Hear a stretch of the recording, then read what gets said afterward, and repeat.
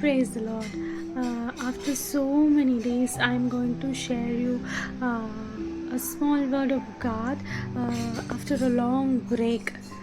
இன்றைக்கான கர்த்தருடைய வாக்குத்தத்த வசனம் என்னன்னு பார்த்தீங்கன்னா 2 Samuel chapter 22 verses 5.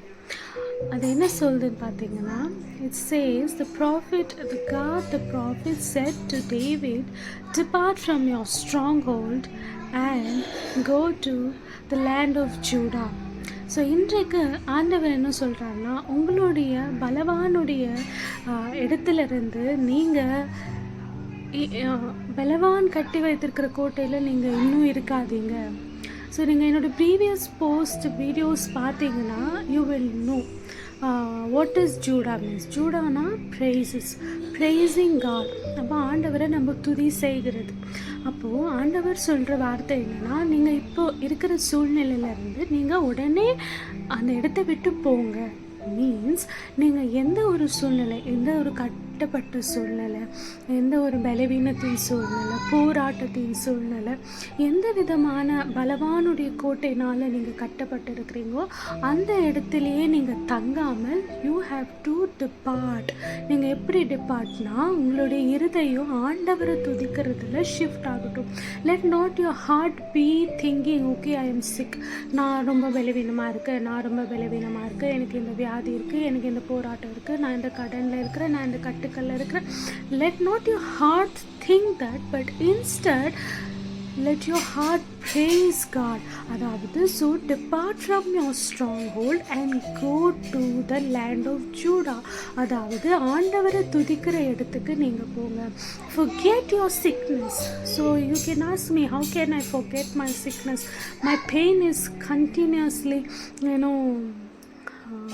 it's continuously paining. அதை எப்படி மறக்க முடியும்? என் பெயின் வந்துன்னே இருக்குது. அப்போ நான் எப்படி போய் ஆண்டவரை துதிக்கணும்? Yes, that is you have to do. அதுதான் நீங்கள் செய்ய வேண்டியது. அதை நீங்கள் பரிசுத்த ஆவியானவர்கிட்ட பலனை கேட்கணும். forget your பெயின்னா, நீங்கள் அந்த பெயினை குறித்து நினைப்பதும் அதோட கான்சிக்வன்சஸ் என்ன ஆகுமோ, ஸோ இந்த வியாதி இருக்குது, இது என்னமா போய் முடியுமோ, ஸோ இந்த போராட்டம் இருக்குது, இது என்னமா போய் முடியுமோ. let not your heart think only that, but instead keep your heart in praising God. யூதாக்கு போங்க, யூதாவின் நிலத்துக்கு போங்க. அப்போ ஆண்டவரை நீங்கள் துதிப்பீங்க. what happens when you praise God? the Bible says those who retain in Zion there is no sickness. அப்போ நம்ம யூதாவில் இருக்கும்போது, நம்ம ஆண்டவரை துதிச்சு கொண்டு இருக்கும்போது நம்ம சரீரத்தில் பலவீனம் இல்லை. நம்ம ஆண்டவரை துதிக்கும் போது நம்மளுடைய பலவானுடைய கோட்டை அறுக்கப்படும்.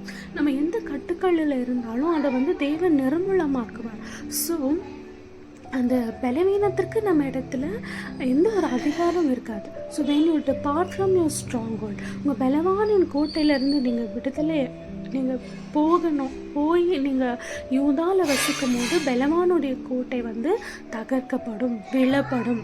So this is what it means. So depart from your stronghold.